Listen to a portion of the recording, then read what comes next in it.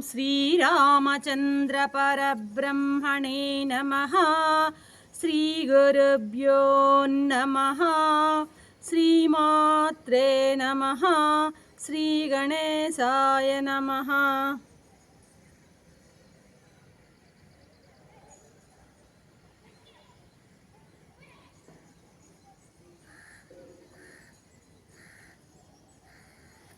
ప్రియ ఆత్మ బంధువులారా, యోగ వాసిష్టం ఉత్పత్తి ప్రకరణము 107వ భాగం.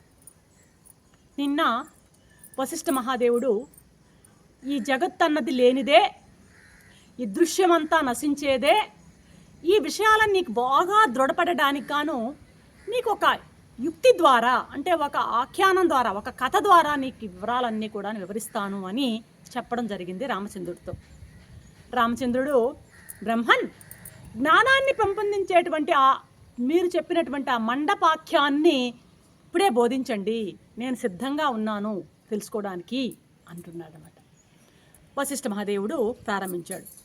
రామా, పూర్వం పద్ముడు అనేటువంటి ఒక మహారాజు ఉండేవాడు. ఆ మహారాజు చాలా వివేకవంతుడు, ఐశ్వర్యవంతుడు, లోక మర్యాదని, రాజమర్యాదల్ని పాటించడంలో చాలా నిష్ణాతుడు. ఇతడు శత్రువులందరినీ కూడా హతమార్చి దశ దిశలా అనంతమైనటువంటి కీర్తిని గడించాడు. ఇంకా ఈ రాజు సమస్త విద్యలలోనూ కూడాను నిష్ణాతుడు, ఆరుతేరినటువంటి వాడనమాట. సకల సద్గుణ సంపన్నుడు. అంతటి గొప్పతనం ఉండేది ఆ రాజుకి. అతని భార్య లీల. లీలాదేవి కూడా కాదు, లీల. ఆమె మహాసౌందర్యవతి అంట, సౌభాగ్యవతి, మధుర భాషిణి, నిరంతరము భర్తని వెన్నంటి ఉండి సేవలు చేసేటువంటి మహాపతివ్రత.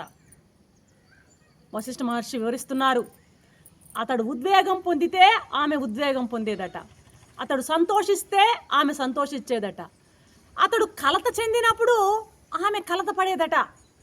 అంతెందుకు, అన్ని విధాలా అతనికి అనుకూలవతి అయి నడుచుకుంటూ ఉండేదట లీలావతి. ఇద్దరికి మధ్య అవ్యాజమైనటువంటి పరస్పరమైనటువంటి ప్రేమతో, పరిహాస వాక్యాలతో, పుణ్యకథా శ్రవణాలతో, పరమాత్మ తత్వం వంటి చర్చలు ఎప్పుడు కూడా ఫ్రీక్వెంట్గా ఆ చర్చలలో నిమగ్నం అవుతూ వీళ్ళు సంతోషంగా కాలం గడిపేవారట. ఈ ఏమన్నాం ఆయన పేరు, పద్ముడు మరియు లీల అన్నమాట. ఇద్దరు ఆ విధంగా జీవితాన్ని సుఖ సంతోషాలతో ఓలలాడుతున్నారన్నమాట వీళ్ళు. ఇలా సుఖ సంతోషాలతో ఉన్నటువంటి ఈ లీలకు ఒకరోజు ఎందుకో ఒక ఆలోచన వచ్చిందట. ఏమనంటే, అరే, నా భర్త నాకు ప్రాణం కంటే ఎక్కువ, నాకు అత్యంత ప్రియమైన వాడు నా భర్త.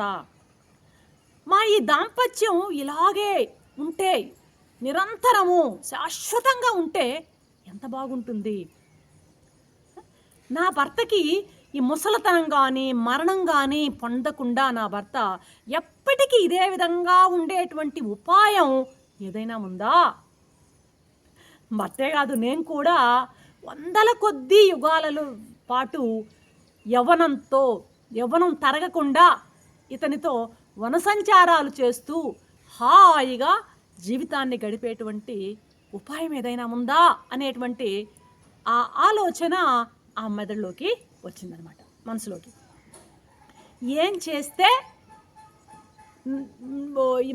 ఈ మరణాన్ని, అంటే నా భర్తకి ఒకవేళ కానీ మరణం వచ్చినట్లయితే ఆ మరణాన్ని ఏ విధంగా తప్పించుకోవాలి, ఏం చేస్తే ఈ మరణం అనేది ఒక అందరికీ అనివార్యమైపోయింది కదా, మరి ఈ మరణాన్ని ఆపాలంటే ఏం చేయాలి? జపమా, తపమా, యమమా, నియమమా, ఏవైనా సరే జప తప యమ నియమ మొదలైన వాటినన్నిటినీ అనుష్ఠించి నా ప్రాణనాథుడికి జర మరణం రాకుండా, ముసలితనం, అంటే ముసలితనము మరణము సోకకుండా, ఆ రెండు కూడాను మా వారిని టచ్ చేయకుండా ఉండేటట్టు నేను ప్రయత్నిస్తాను అనుకుందట లీల. మానవులకి అసలు మరణం రాకుండా ఉండే ఉపాయం ఏమిటో అది తెలుసుకోవాలి అని గట్టిగా నిశ్చయించుకుని ఆ రాజ్యంలో ఉన్నటువంటి జ్ఞానవృద్ధుల్ని, తపోవృద్ధుల్ని, వయోవృద్ధుల్ని, పెద్దవాళ్ళని, విద్యావంతుల్ని అందరినీ అడగడం ప్రారంభించింది. ఏంటి, మానవులకి మరణం లేకుండా చేసుకునే ఉపాయం ఏదైనా ఉందా, మీరు చెప్పగలరా అని. పాపము దేశంలో ఉన్నటువంటి మహాజ్ఞానులందరినీ ఆహ్వానించిందంట. వాళ్ళందరినీ అడిగిందనమాట. అమరత్వం ఎట్లా వస్తుందయ్యా చెప్పండి మాకు, మేము చిరకాలము జీవించుండాలి నా భర్త, దానికి ఉపాయం చెప్పండి అని వినయంగా ప్రశ్నించింది లీల అనమాట. దానికి ఆ జ్ఞానులు వృద్ధులు అందరూ కూడాను ఏం చెప్పారంటే, అమ్మా లీలా, ఈ జప తపాలు ఎంత ఆచరించినా, నువ్వు యజ్ఞాలు హోమాలు ఏం చేసినా సరే ఏవైనా సిద్ధించేస్తాయి, కానీ అమరత్వం మాత్రం సిద్ధించదయ్యా అమ్మా. అంటే మరణం లేకుండా చేసుకోవడం వీలు కాదు. శరీరాన్ని ధరించినటువంటి ప్రతి ఒక్కడు కూడాను ఎప్పటికైనా సరే జాతస్య ధ్రువో మృత్యు, పుట్టినవాడు గిట్టక తప్పదు, మరణించక తప్పదు. దేనికైతే పుట్టుక ఉంటుందో దానికి నశింపు తప్పకుండా ఉంటుంది. ఇది ప్రకృతి నియతి, నియమము.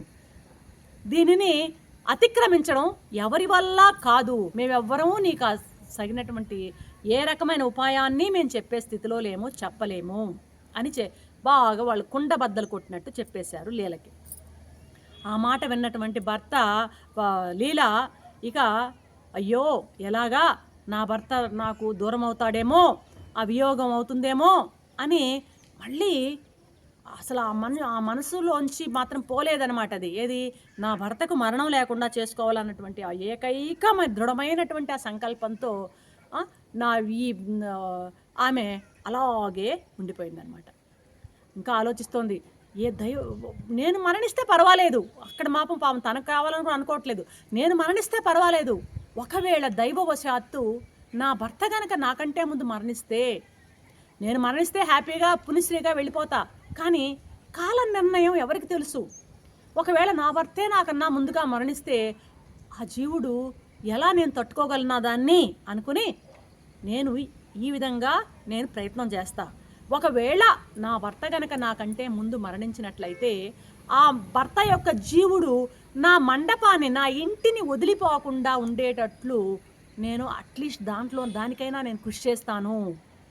నా అంతఃపురంలోనే నా భర్త జీవుడు తిరుగుతూ ఉండేటట్లు, నేను అతన్ని చూస్తూ ఉండేటట్లు, సుఖంగా ఉండేటట్లు నేను ప్రయత్నం చేస్తాను అనుకుని సరస్వతీదేవి, జ్ఞానదేవి అయినటువంటి సరస్వతీదేవిని జప తప ఉపాసాలతో తీవ్రమైనటువంటి అనుష్ఠానాలతో ఆరాధించిందనమాట. ఆరాధించుకొని పాపము ఈ విషయాన్ని భర్తకు చెప్పకుండా శాస్త్రాన్ని బాగా పఠించి ఎలా ఆరాధన చేయాలో అదంతా బాగా ఆకళింపు చేసుకుంది. కఠినమైనటువంటి నియమాలని ఆచరిస్తూ పోయిందనమాట. నిత్యము దేవతలని, బ్రాహ్మణుల్ని, గురువుల్ని, పెద్దల్ని అందరికీ పిలిచి వాళ్ళకి పూజలు చేస్తూ ప్రతి 3 రాత్రుల తర్వాత ఒక ఆరాధన అనమాట. మూడు రోజులు ఆరాధన అనమాట. బాగా కఠినమైనటువంటి నియమాలతో శాస్త్రబద్ధంగా ఆరాధన చేయడం ప్రారంభించింది. 3 రోజుల ఆరాధన పూర్తయితే మళ్ళీ మళ్ళీ 3 రోజుల ఆరాధన, త్రిరాత్రి ఆరాధన అంటారు దీన్ని అనమాట. వెంటనే మరొక 3 రోజుల్లో నియమాన్ని చేసేదన్నమాట. స్నానం, దానం, తపస్సు, ధ్యానం మొదలైన అన్ని కార్యాలతో శరీరానికి బాగా కష్టాన్ని కలిగించి సమస్త సదాచారాలని పాటిస్తూ సమయానుసారంగా అవన్నీ ఆ వ్రతాలు అన్నీ కూడా, వ్రతము కష్టమైనటువంటి అనుష్ఠానం అంతా చేస్తూ వచ్చిందనమాట. అలాగని భర్త సేవను ఏమాత్రం ఏమరపాటు లేకుండా ఆ భర్త సేవల్ని ఎప్పుడెప్పుడు ఏం చేయాలనో వాటిని సమయానుసారంగా భర్తని అలరిస్తూ అతని సేవలు అతను చేస్తూ ఏమ పూజలు ఏమి చేసుకోవడం చేసిందన్నమాట. ఈ రకంగా ఆమె సదా తపోనిష్టలో మునిగిపోయి బాగా తీవ్రమైనటువంటి గాఢమైనటువంటి అనుష్ఠానం చేసిందనమాట. అనుష్ఠానం అంటే దీన్ని త్రిరాత్ర శతం అంటే 3 రోజుల పాటు చేసేటువంటి ఈ వ్రతాన్ని 100 త్రిరాత్ర శతాలు అంటే 100 పూర్తయినాయన్నమాట. అది పూర్తి చేసుకుంది. ఇక పాపం సరస్వతి ప్రసన్నురాలైంది. ఈమె యొక్క పూజలకి, ఈమె యొక్క అనుష్ఠానానికి సంతోషించి సరస్వతీమాత లీల ముందు ప్రత్యక్షమైంది. రేపు సరస్వతీమాత లీలల మధ్య సంభాషణ ఏముంటుందో రేపు చూద్దాం. అంతవరకు సెలవు. సర్వం శ్రీరామచంద్ర చరణారవిందార్పణ. ఓం శాంతి శాంతి శాంతి.